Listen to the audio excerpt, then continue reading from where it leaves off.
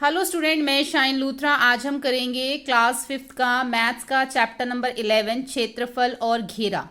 क्षेत्रफल और घेरा क्या होता है? हमारे पास कोई भी आकृति दी हो, जैसे मान लो हमारे पास ये दे रखा है, ये आकृति दे रखी है, आयत दे रखा है और इसके हमने जो बाउंड्री निकालनी है इसके जो, ठीक है, तो इसको हम बोलते हैं घेरा। ये इसका घेरा होता है। जो अंदर वाला हिस्सा होता है ना, उसको हम क्षेत्रफल बोलते हैं, जिसको हम इंग्लिश में एरिया और घेरे को बोलते हैं बाउंड्री या पैरामीटर। ठीक है, तो हमें यहाँ पर जो भी आकृति हमें दे रखी होगी, या तो हमें उसके अंदर का क्षेत्रफल निकालना होगा या फिर हमें उसकी बाउंड्री यानी घेरा निकालने के लिए बोला जाएगा। तो जैसे कि यहाँ पे हमें बोला हुआ है आम पापड़। पार्थ और गिन्नी ने एक दुकान से आम पापड़ खरीदा। उनके टुकड़े कुछ ऐसे दिखते हैं, यानी कि एक आम पापड़ का टुकड़ा ये है और दूसरे आम पापड़ का टुकड़ा ये है, यानी कि एक अ और एक ब। दोनों ये समझ नहीं पा रहे कि किसका टुकड़ा बड़ा है। उनको नहीं पता चल रहा कि ये टुकड़ा बड़ा है कि ये बड़ा है, इनको नहीं पता चल रहा। तो कुछ ऐसे ही तरीके सुझाओ जिससे यह पता चल सके कि किसका टुकड़ा बड़ा है। अपने दोस्त से चर्चा करो। पार्थ और गिन्नी के दोस्त ने यह तरीका बताया। उनके दोस्त ने क्या तरीका बताया वो नीचे लिखे हुए हैं, लेकिन मैं अगर आपको यहाँ पे बताऊं, जब भी हमें कोई आयत दे रखी है और हमें नहीं पता कि कौन सी जो आकृति है वो बड़ी है, तो उसके लिए हमें क्या करना होता है, उस आकृति का क्षेत्रफल निकाल लेते हैं। जब हम उस आकृति का क्षेत्रफल निकाल लेंगे तो जिसका क्षेत्रफल ज़्यादा है वो आकृति जो है वो आम पापड़ बड़ा है। तो ये हमें एक जो आयत दे रखा है, क्योंकि ये 6 सेंटीमीटर है, 5 सेंटीमीटर है।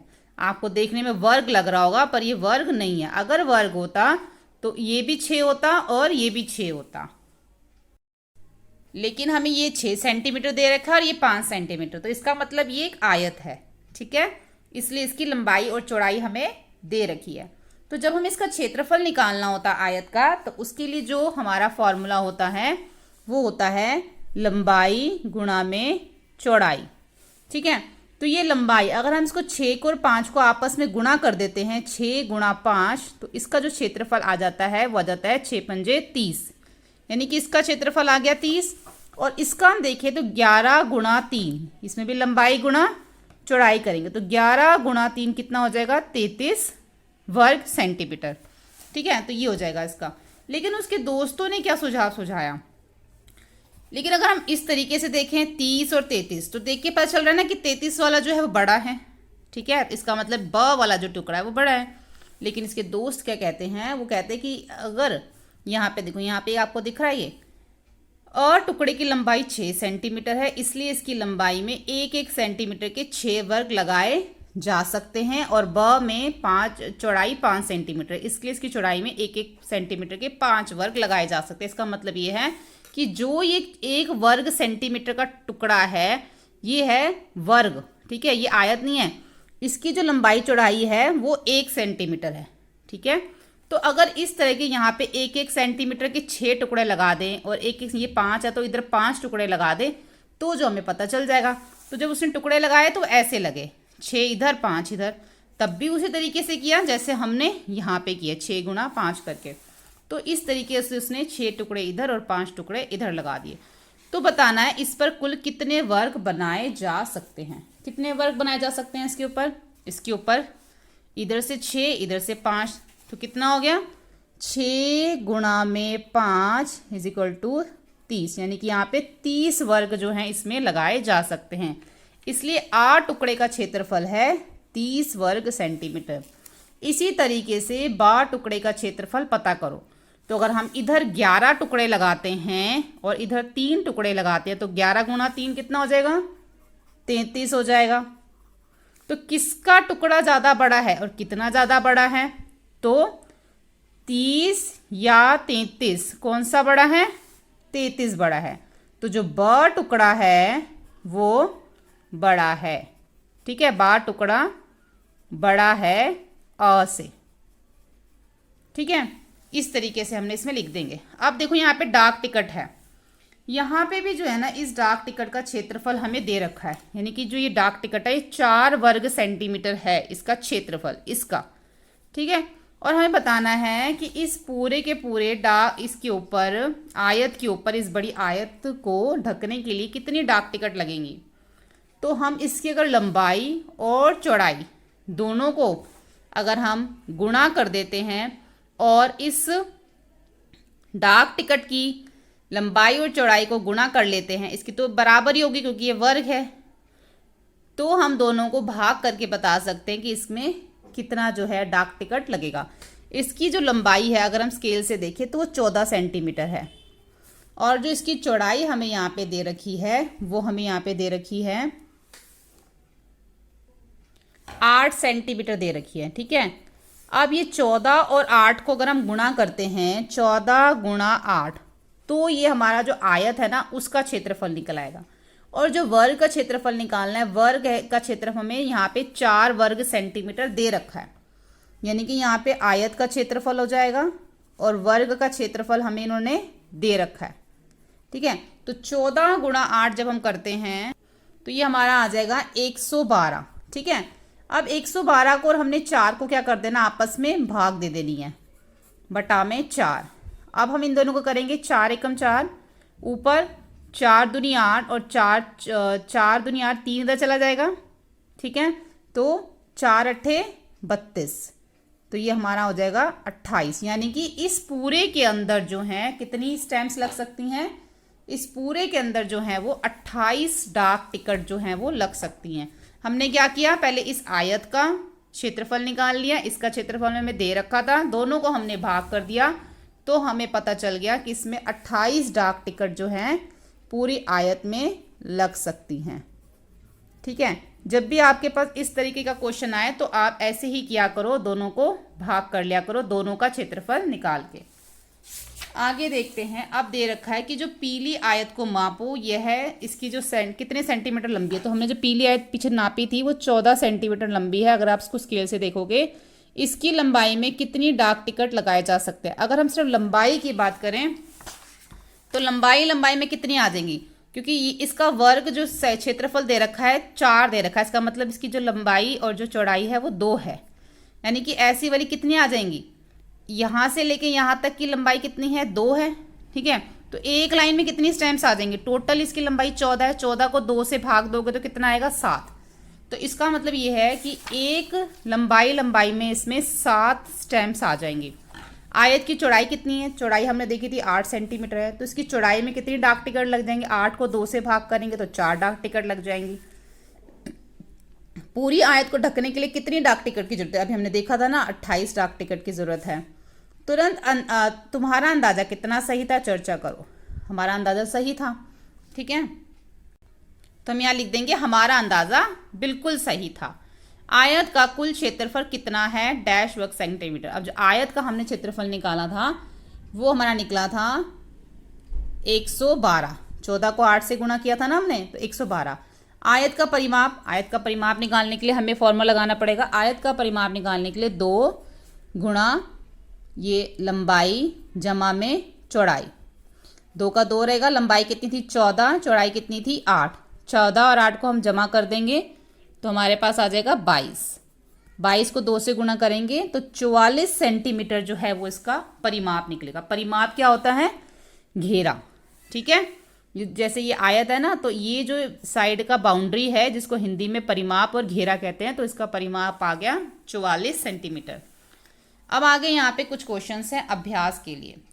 देखो यहाँ पे क्या लिखा हुआ है, जैसे अभी हमने पीछे वाला ये ऊपर वाला क्वेश्चन के पीछे, वैसे ही हमारा ये होगा।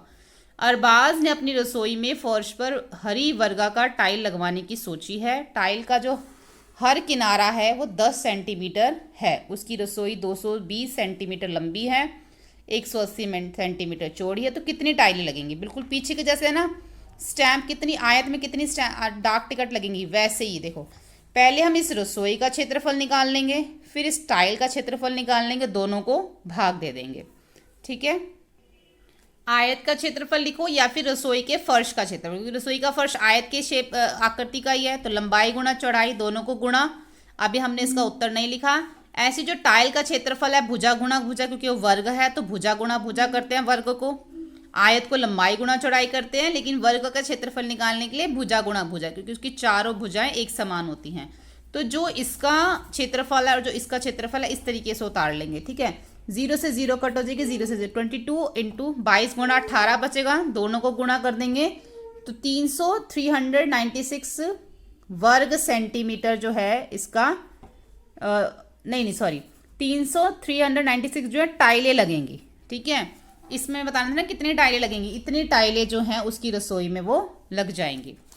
आप सेकंड वाला देखो आगे, ख, एक वर्गाकार बगीचे की जो बाड़ की लंबाई 20 मीटर है, बगीचे की एक साइड कितनी लंबी होगी।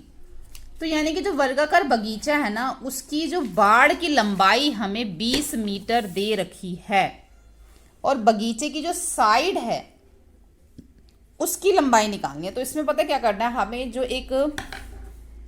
एक इस टाइप से देखो, इस तरीके से वर्गाकार बगीचा है और इसका जो बाड़ मतलब चारों तरफ की जो लंबाई उन्होंने हमें 20 मीटर दे दी यहाँ पे।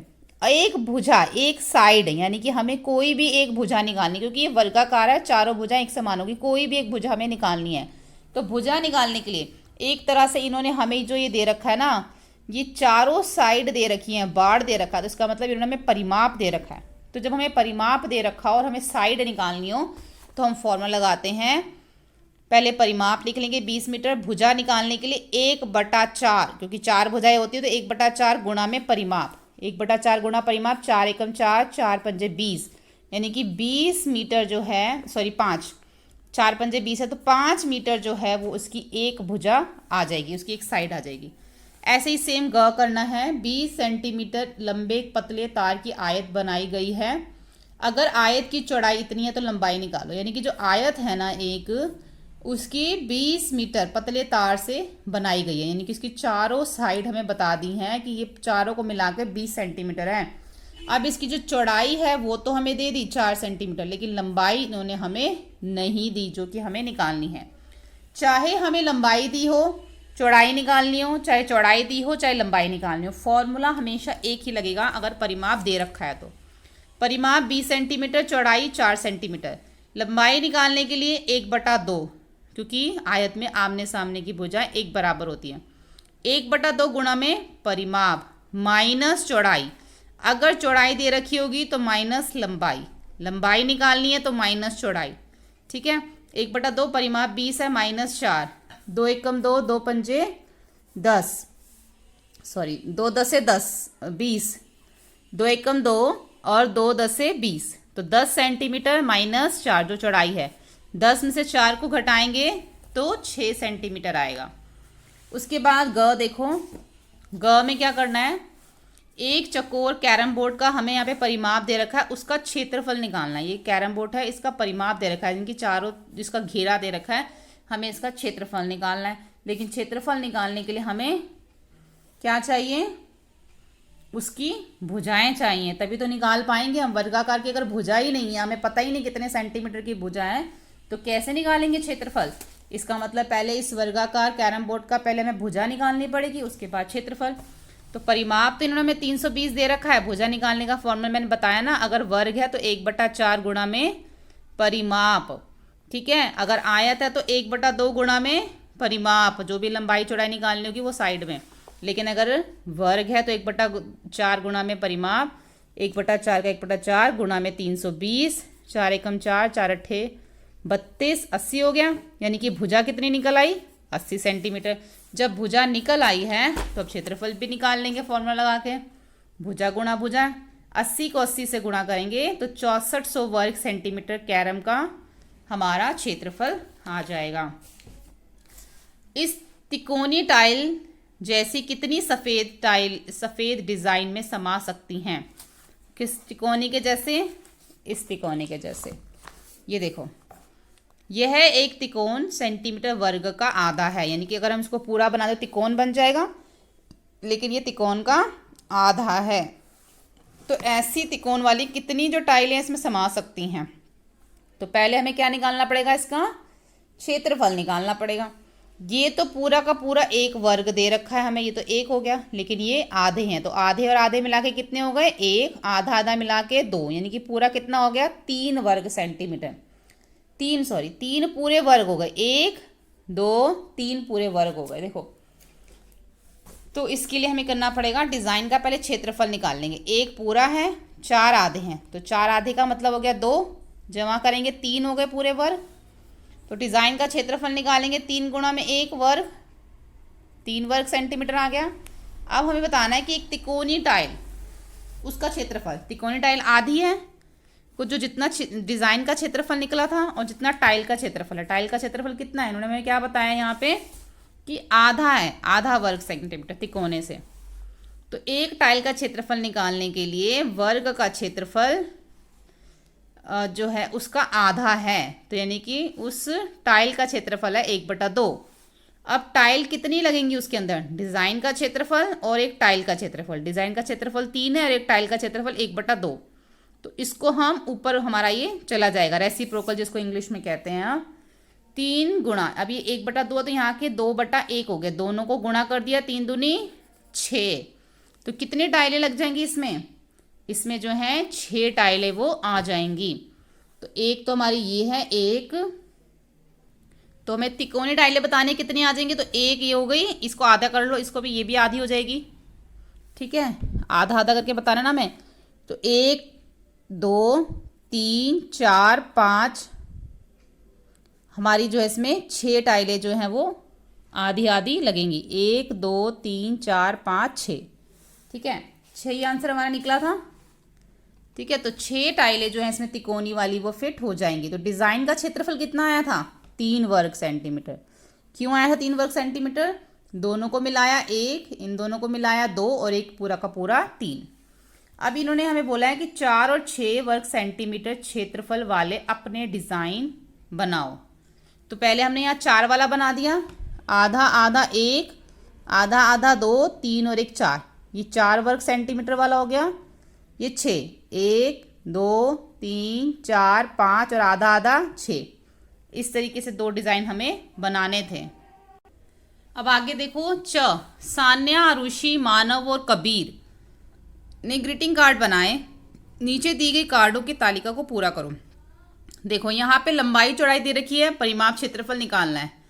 यहाँ लंबाई दे रखी है, परिमाप दे रखा है, तो जो चीज़ नहीं दे रखी है हमें वही निकालना है।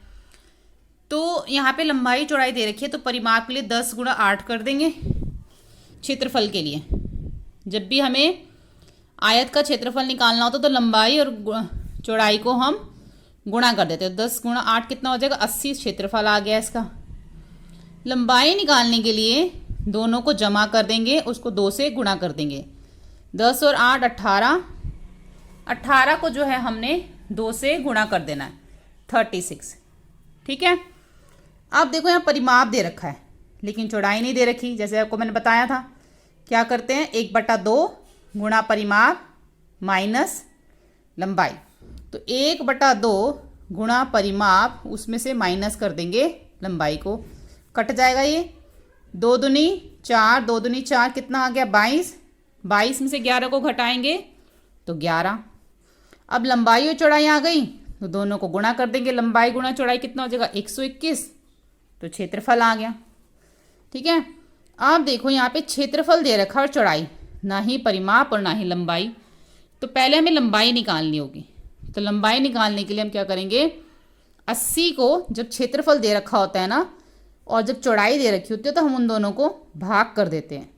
ठीक है, जब भी हमें लंबाई या चौड़ाई निकालनी हो और हमें क्षेत्रफल दे रखा हो तो हम क्या करते हैं, दोनों को भाग कर देते हैं। लेकिन अगर हमें परिमाप दे रखा हो, लंबाई या चौड़ाई निकालनी हो, तो हम 1/2 गुणा परिमाप करके माइनस करते हैं लंबाई या चौड़ाई जो हमें दे रखी होती है। लेकिन अगर हमें क्षेत्रफल दे रखा हो, साथ में कोई भी चौड़ाई या लंबाई दोनों में से कुछ भी दे रखा हो, तो हम उन दोनों को भाग करते हैं। 80 और 8 को भाग करेंगे तो 10 सेंटीमीटर इसकी लंबाई आ जाएगी। अब हमें इसका परिमाप निकालना है। परिमाप निकालने के लिए दोनों को जमा करना है और 2 से गुणा कर देना है। तो 10 और 8 18, 18 को 2 से गुणा करेंगे 36। ठीक है, ना ही यहाँ लंबाई और ना ही हमें यहाँ चौड़ाई दे रखी है, सिर्फ परिमाप और क्षेत्रफल दे रखा है। कि जो लंबाई और चौड़ाई वैसे आएगी 10 सेंटीमीटर आएगी, लेकिन मैं इसको सॉल्व नहीं कर रही हूँ क्योंकि अकॉर्डिंग टू 5th क्लास के हिसाब से ये जो कबीर वाला है इसका आंसर यहाँ पे जो मैंने बता दिया है, लेकिन अकॉर्डिंग टू 5th क्लास के हिसाब से ये क्वेश्चन का आंसर नहीं है।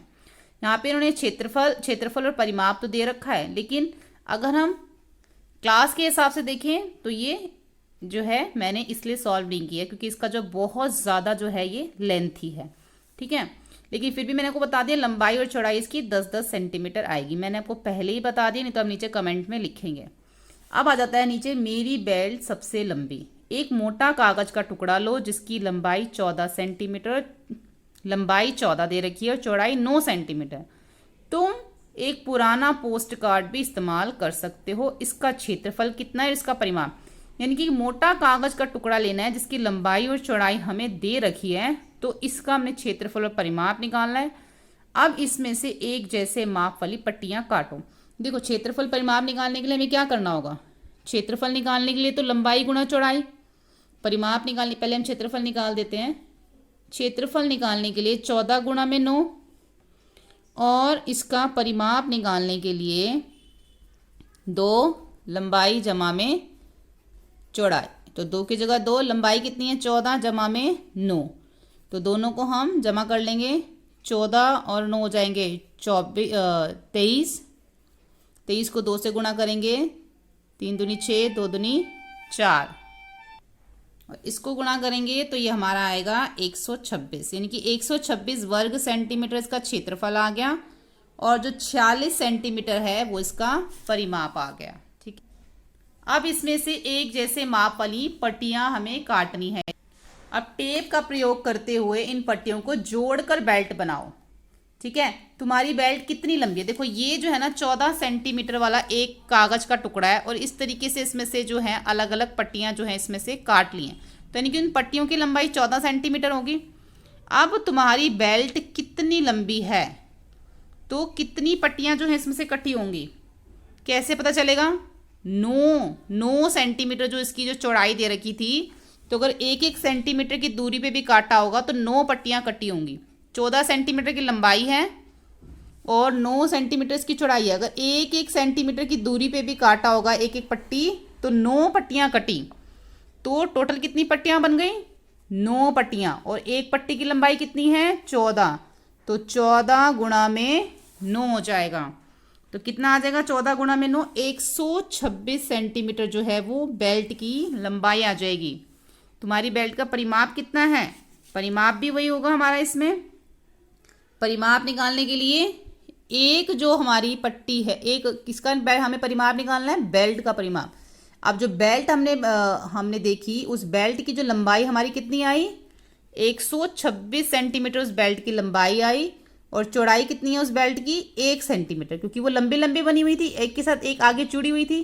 तो 126 और 126 को 1 से गुणा करेंगे तो कितना आ जाएगा 100। अच्छा, हमें इसका परिमाप निकालना है, तो परिमाप निकालने का फॉर्मूला होता है 2 गुणा में लंबाई जमा में चौड़ाई, ये इसका फॉर्मूला। 2 फिर लंबाई कितनी 126, चौड़ाई कितनी है 1, 126 और 1 कितना हो जाएगा 127, 127 को 2 से गुणा करेंगे तो आ जाएगा 254। तो ये जो है इसका परिमाप निकलेगा बेल्ट का, क्योंकि लंबाई 126 है, एक के साथ एक बेल्ट जोड़ी हुई है ना आगे, और चौड़ाई 1 है, दोनों को जमा करके 2 से गुणा किया तो 254 जो है बेल्ट का परिमाप आ गया, उसका घेरा। कक्षा में सबसे लंबी बेल्ट किसकी है, अब कक्षा में सबसे लंबी बेल्ट किसकी है, जिसका परिमाप सबसे ज्यादा होगा उसकी बेल्ट सबसे लंबी होगी। नहीं तो आप यहाँ पे लिख सकते हो कि मेरी बेल्ट सबसे लंबी है, ठीक है। उसके बाद है चर्चा करो, तुम्हारे कुछ दोस्तों की बेल्ट तुम दूसरों से लंबी क्यों बनी, या आपको चर्चा करनी है। क्या तुम्हारी बेल्ट का कुल क्षेत्रफल पोस्ट कार्ड के क्षेत्रफल के बराबर है, क्यों, अगली बार ज़्यादा लंबी बेल्ट बनाने के लिए तुम क्या करोगे, ठीक है।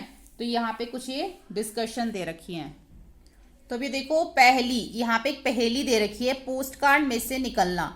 क्या तुम पोस्ट कार्ड काटने का कोई ऐसा तरीका सोच सकते हो जिसमें कि तुम उसमें से निकल सको। फोटो देखो, बहुत सोचने के बाद अभी भी अगर जवाब नहीं सूझा तो इसका उत्तर आगे ढूंढो। इसका उत्तर वैसे आगे दे रखा है, हम बाद में देखते हैं। एक तरह से पहेली थी और कुछ भी नहीं है। हर तरह लोग ही लोग, हर तरफ लोग ही लोग। तुम यह खेल एक मैदान में खेल सकते हो, एक वर्ग मीटर के 2 वर्ग बनाओ। एक वर्ग मीटर के 2 वर्ग बनाना है। अपनी कक्षा को 2 भागों में बांट लो, हम खेलने के लिए तैयार हैं।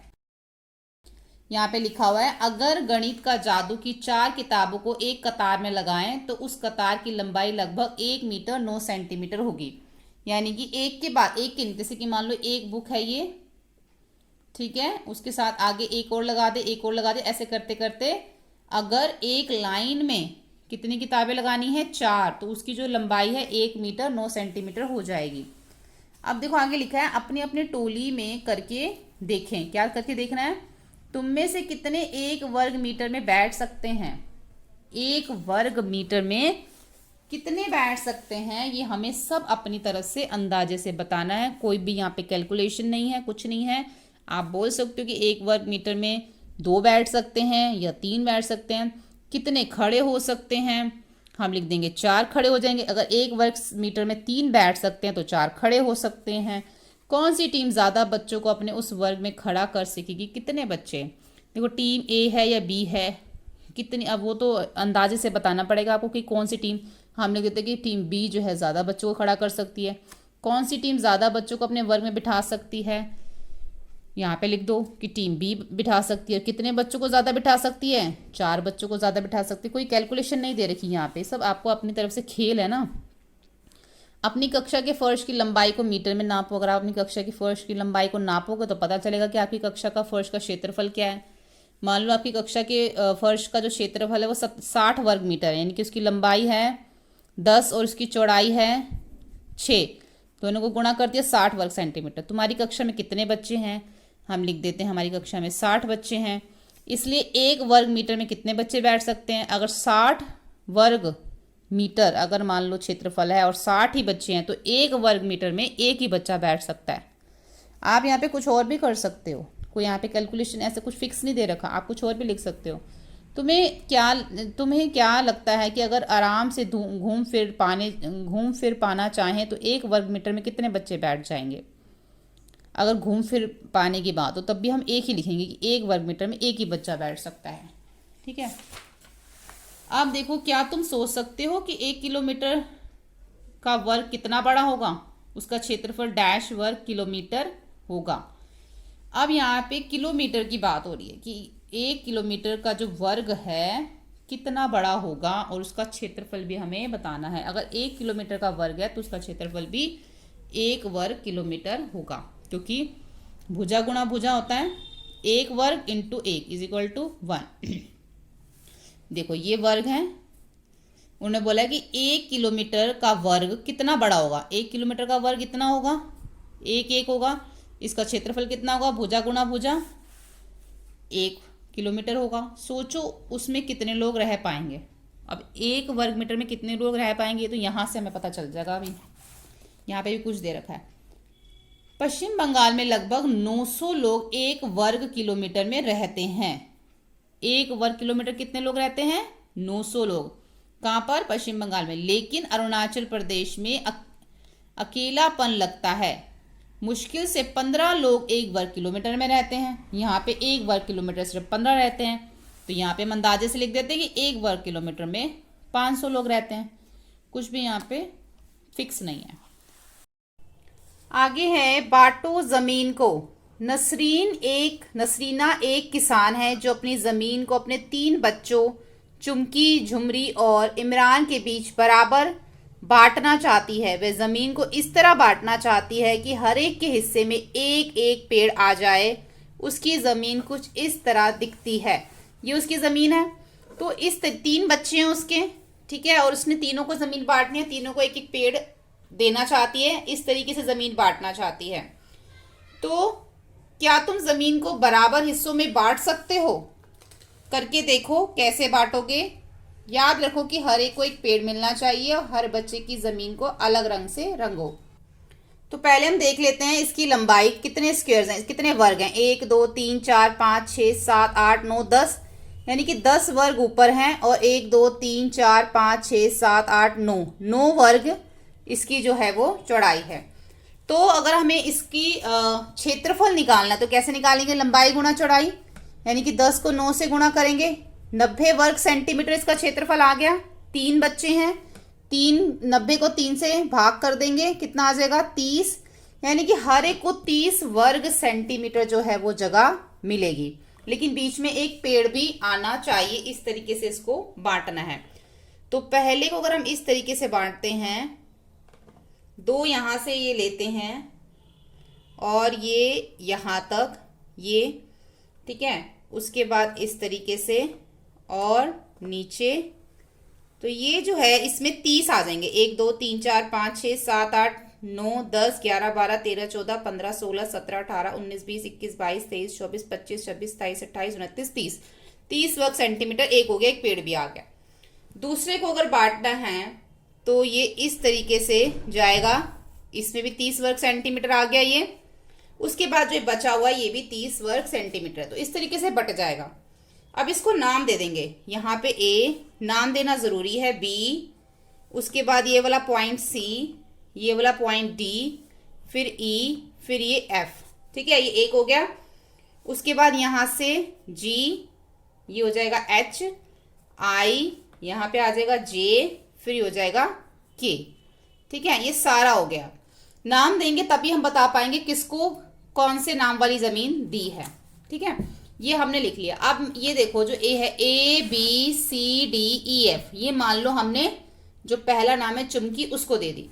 दूसरी वाली आ जाती है B G H I J C, ये जो नीचे वाली है ये हम झुमरी को दे देते हैं। और ये जो बच जाती है डी जे ई के, डी सी सॉरी जे नहीं, यहां से आएगी ये, यहां से H I J D E के, ये हम दे देते हैं इमरान को। कोई भी जमीन आप किसी को भी दे सकते हो, ठीक है। इस तरीके से इसको बांट देंगे तो सबको 30-30 वर्ग सेंटीमीटर मिल जाएगा।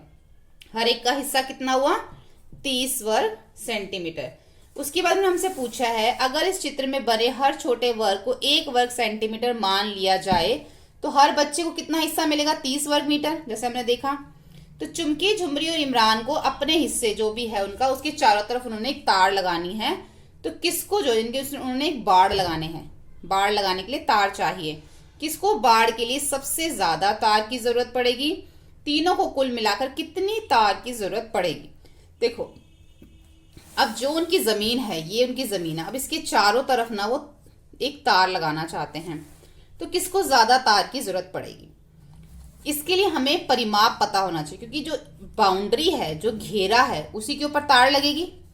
तो किसका परिमाप जो है वो ज्यादा है वो हमें यहाँ पर निकालना पड़ेगा। इसके लिए हम क्या करेंगे, सबको जमा कर लेंगे। परिमाप निकालने के लिए हम क्या करेंगे, क्योंकि ना तो ये आयत है ना ही ये वर्ग है, पूरा का पूरा अलग ही आकृति है, तो हम सबको जमा कर लेंगे। जैसे कि 1 2 3 4, 4 यहाँ से हो गया, 9 ये हो गया इधर से, और ये इधर से 6 हो गया, ठीक है, ये दोनों 2 हो गए, 1 2 3 इधर हो गए, और ये ऊपर 2 हो गए।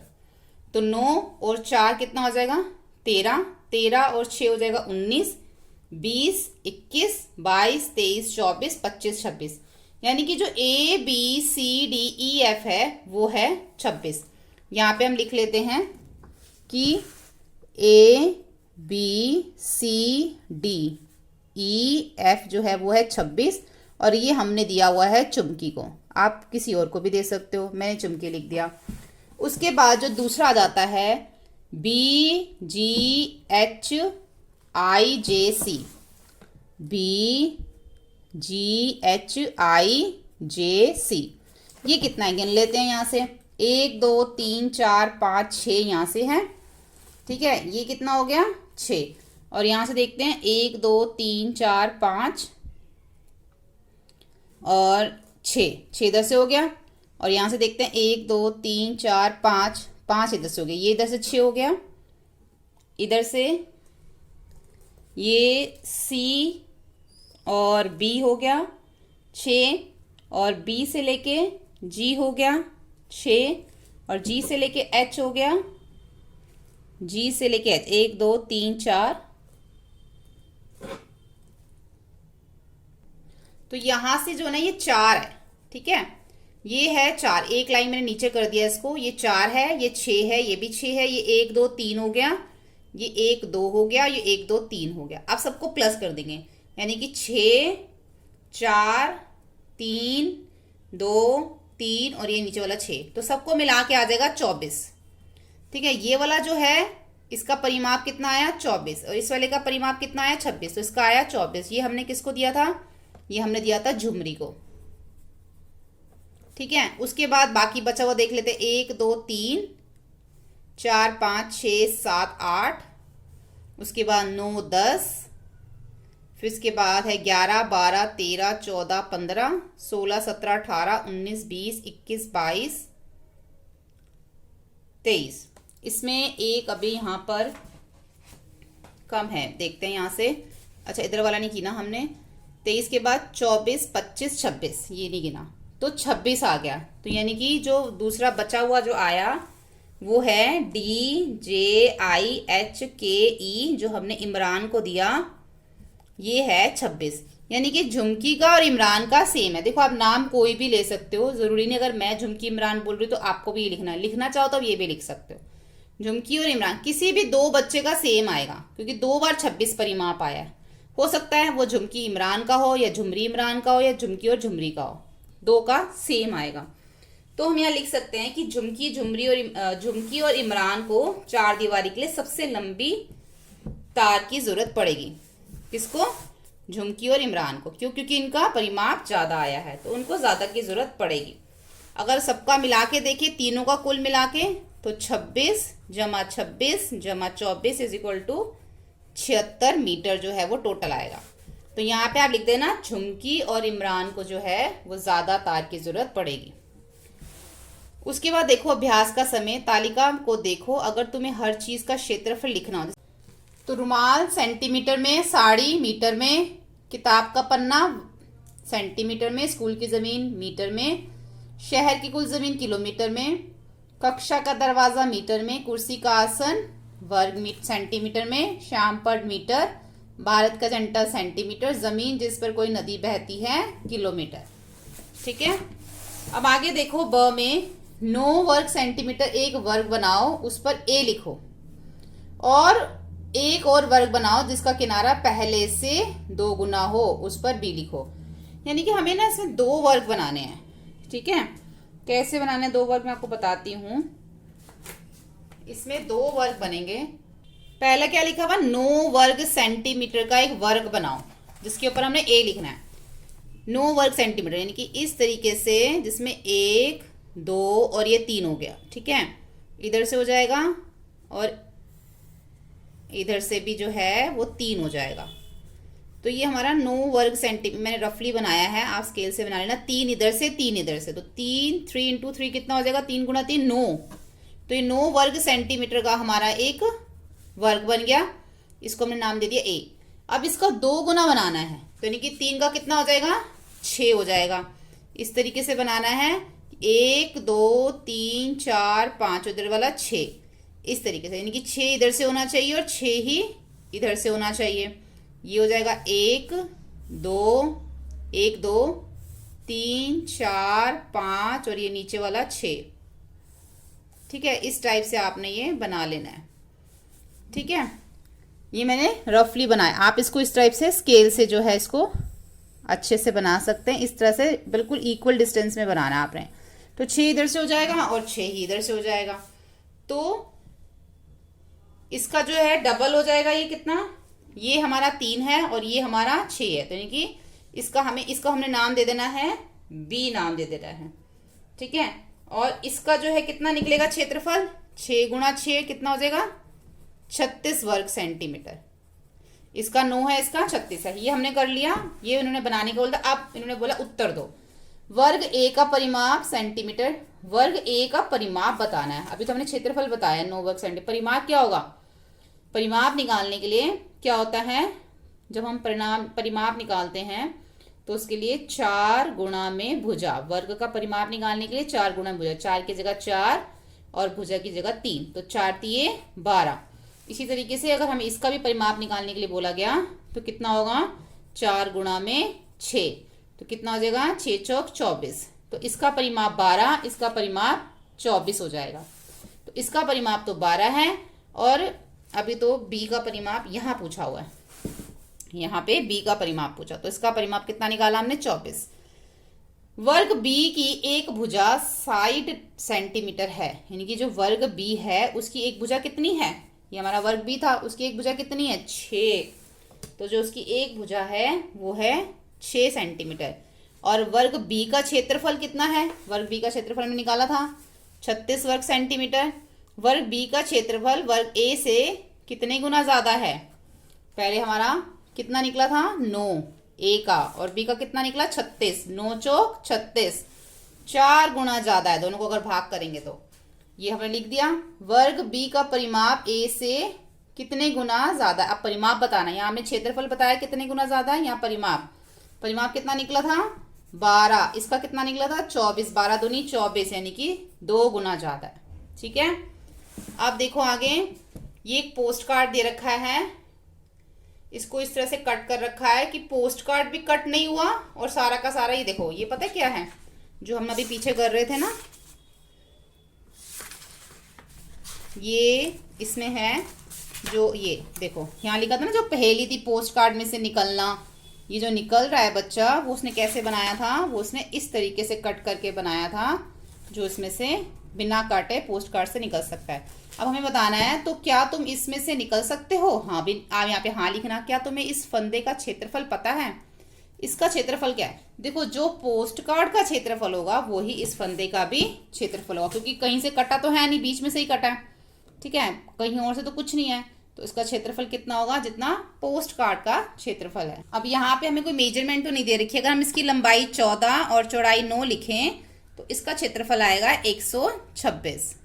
ठीक है, अब देखो यहाँ पे हमें 15 सेंटीमीटर का एक लंबा धागा दे रखा है और बोला कि आपके पास 15 सेंटीमीटर का लंबा धागा है और उससे आपने अलग अलग आकृतियां बनानी है, और आकृतियां बनाने के बाद इस कागज पर उनके कोने को मिलाकर अलग अलग आकृतियां बनाओ। किस आकृति का क्षेत्रफल सबसे बड़ा है, कितना बड़ा है, उस आकृति का परिमाप कितना है। ठीक है, क्षेत्रफल और परिमाप दोनों बता रहा है। जैसे अगर हम इसकी बात करें तो 1 2 3 4, 4 इधर से है और 2 इधर से है, तो अगर हमें इसका क्षेत्रफल निकालना है तो 4 गुणा में 2 8 आ जाएगा, इसका क्षेत्रफल यानी कि बीच का जो है 8 आ जाएगा। अगर हमें इसका परिमाप निकालना है तो दोनों को जमा करके 2 से गुणा करना पड़ेगा, 4 और 2 6, 6 दूनी 12, परिमाप आ गया 12। ठीक है, अब इसका निकालना है तो 3 इधर से 3 इधर से, तो कितना आ जाएगा इसका क्षेत्रफल, 3 गुणा में 3 9 आ जाएगा क्षेत्रफल। परिमाप निकालना है तो वर्ग है तो 4 को 3 से गुणा करेंगे तो 12 इसका परिमाप आ जाएगा। ठीक है, अब इसकी बात करें तो देखो 1 2 3 और ये 4, ये तो पूरे हैं इसके अंदर, लेकिन ये जो है बाकी के जो है, ये देखो जो आधे हैं उसको हम पूरा करेंगे कैसे, ये 3 हो गए, ये आधा और ये आधा मिलके कितना हो जाएगा 1 4, यानी कि 1 2 3 और ये दोनों 4, ये 5, ये आधा आधा मिलके 6, और ये हमारा इसके साथ आधा मिलके 7, तो हम इसका क्षेत्रफल 7 लिख देंगे। ठीक है, और इसमें किस आकृति का क्षेत्रफल बड़ा कितना और उस आकृति का परिमाप कितना, यानी कि जिसका क्षेत्रफल बड़ा उसका परिमाप भी हमें बताना है। ठीक है, अब देखते हैं ये इसके अंदर देख लो 1 2 3 4 5 6 जो पूरे पूरे हैं, 1 2 3 4 5 6 7, ये भी पूरा ही है 8। ठीक है, और जो आधे आधे हैं ये दोनों 9 और ये दोनों 10। इस तरीके से ना देखो आप अंदाजे से आपको उसका क्षेत्रफल जो है वो बताना है। तो आप आकृतियों का नाम दे दो ABCD, जिसका भी क्षेत्रफल आपको ज्यादा लगे वो आप उसका लिख दो। ठीक है, कितना है वो भी आपको लिखना है और उस आकृति का परिमाप भी आपको बताना है। अब किस आकृति का क्षेत्रफल सबसे छोटा है वो भी आपको बताना है। देखो अलग अलग आप जब आकृति बनाओगे ना तो आप जरूरी नहीं आपको ऐसे ही बनानी है, आप छोटी बड़ी अपने हिसाब से बना सकते हो। एक त्रिभुज, वर्ग और आयत और वृत्त बनाओ। एक त्रिभुज बनाना, एक वर्ग, आयत, एक वृत्त जो हमने बनाया है, पता करो कि किस आकृति का क्षेत्रफल सबसे बड़ा और किसका सबसे छोटा है। अब है चिड़िया को बचाओ। गांव के किनारे 2 सुंदर तालाब हैं। इन दोनों ही तालाबों में लोग नौका विहार करने और पिकनिक के लिए आते हैं। गांव वालों को चिंता है कि मोटर बोट की आवाज से चिड़िया अपना घोंसला बनाने के लिए नहीं आएगी। गांव की पंचायत चाहती है कि सिर्फ एक तालाब में ही नाव को चलाया जाए और दूसरे तालाब को चिड़ियों के लिए सुरक्षित रखा जाए।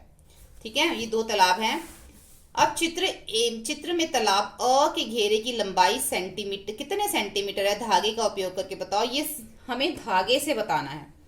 चित्र में तालाब बी के घेरे की लंबाई बतानी है। जमीन पर तालाब अ का घेरा कितने किलोमीटर लंबा है, जमीन पर तालाब बी का घेरा कितने किलोमीटर लंबा है। अब इन सब के हमें जो है उत्तर यहाँ देने हैं। चित्र आ का जो घेरा है वो आपको धागे से नापना पड़ेगा, ठीक है।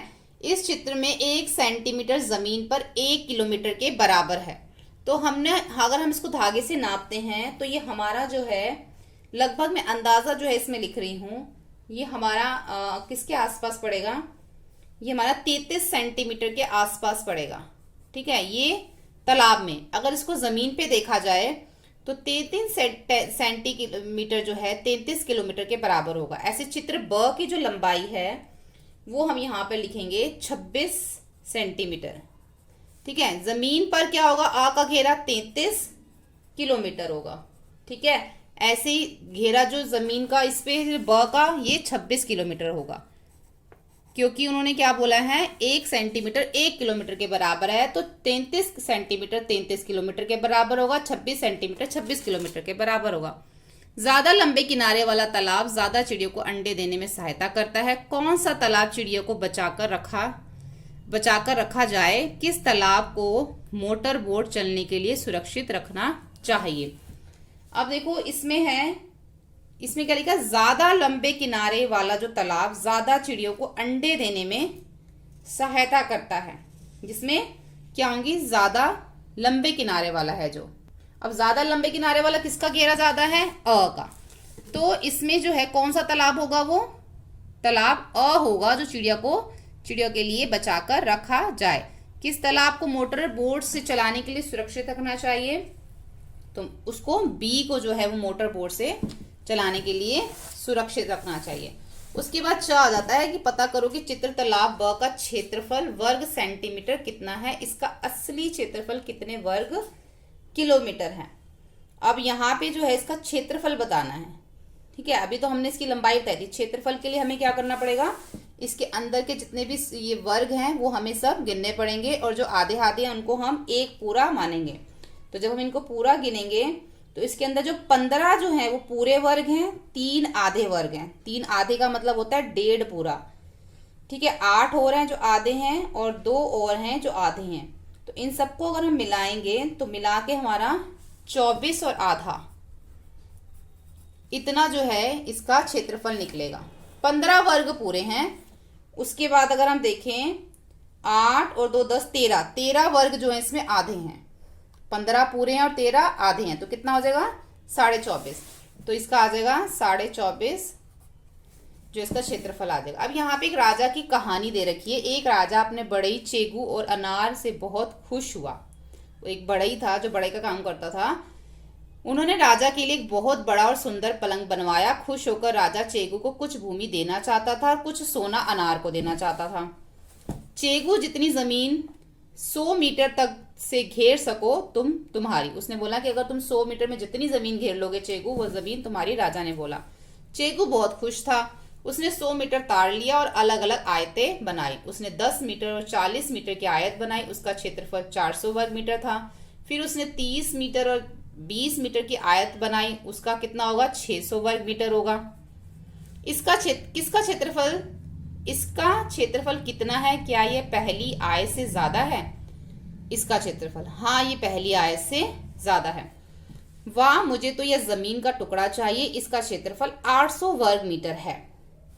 800 वर्ग मीटर इसने कैसे निकाला?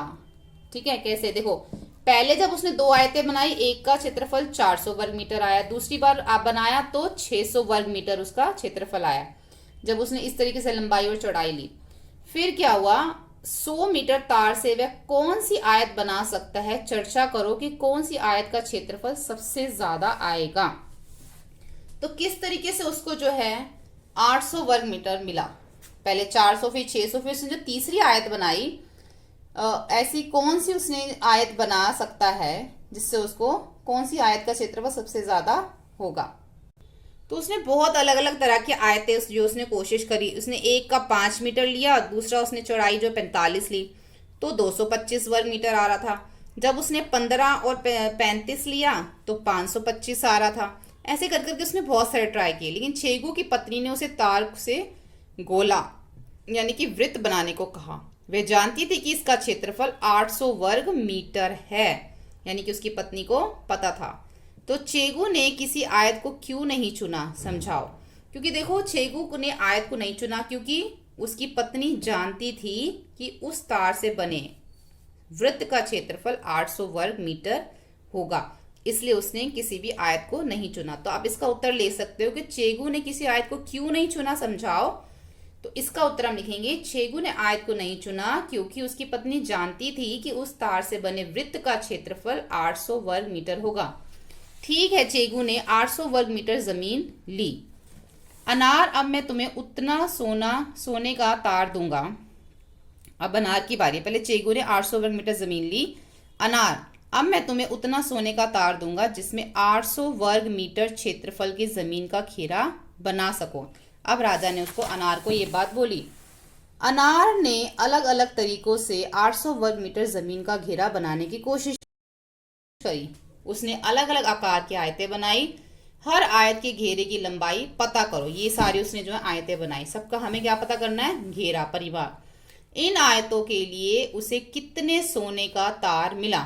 पहला था 40 गुणा 20, यानी कि 40 गुणा 20 कितना हो गया, 800। 4 दूनी 8।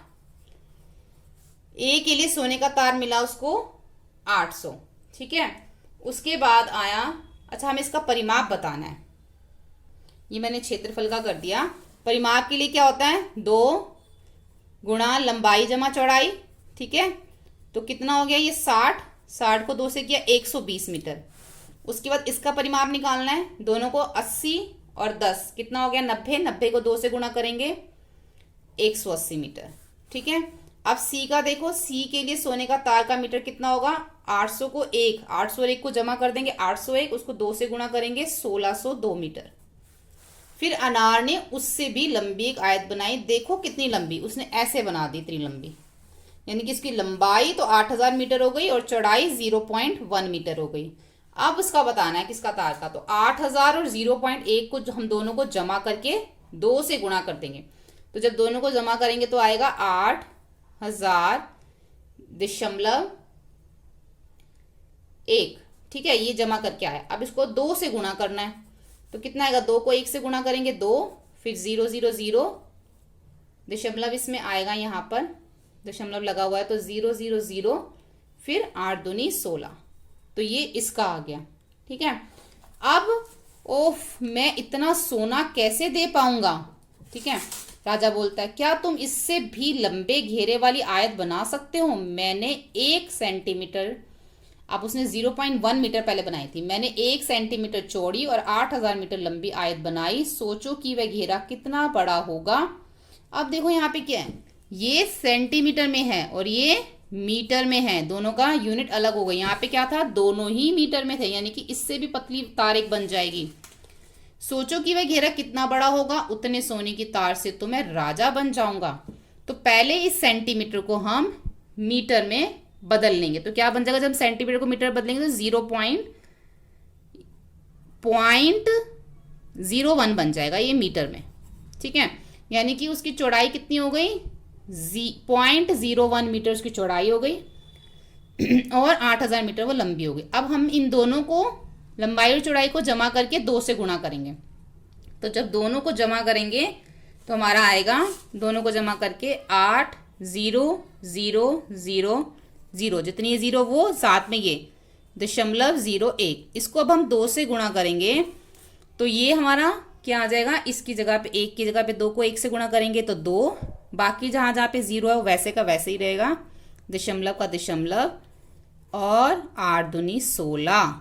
अब ये जो है इतना जो है उसको जो है सोना मिलेगा, इतने 16, 1 लाख, ये हो जाएगा 1 2 3, 1,60,000.02 मीटर, ठीक है। इतना हो गया ये। तो इस तरीके से हमने इन दोनों को जमा करके 2 से गुणा कर दिया, क्योंकि परिमाप हमेशा ऐसा निकलता है, लंबाई जमा चौड़ाई उसको फिर जो आंसर आता है 2 से गुना कर देते हैं। ठीक है, तो ये सारा जो है अनार का हो गया। अब यहाँ पर हमारा ये जो चैप्टर है 11 ये कंप्लीट हो जाता है। होपफुली आपको ये वीडियो हेल्पफुल लगा हो, वीडियो अच्छे से समझ आया हो तो उसको लाइक करें, अपने फ्रेंड के साथ शेयर करें और सभी वीडियो चैनल की प्लेलिस्ट में जाके आप देख सकते हैं। Thank you.